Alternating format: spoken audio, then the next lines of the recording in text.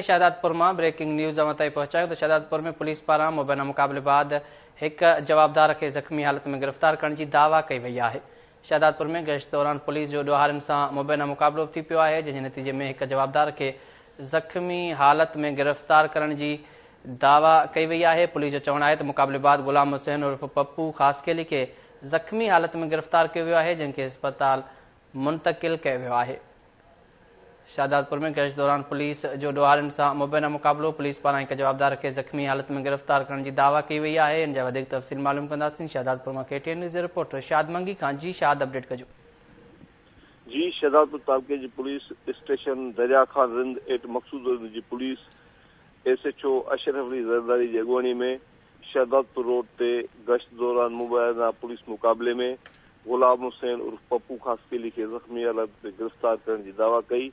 Police ज़ख़्मी के शादातपुर institute of medical science अस्पताल आंदो, जिते केस तिबी इमदाद ॾिनी पई वञे।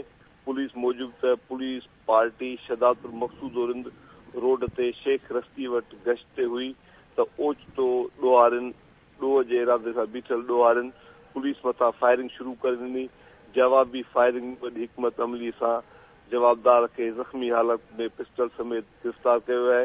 जवाबदार गुलाम हुसैन उर्फ पप्पू ख़ासकेली ॾोहनि जी वॾी अलामत बणियल हो।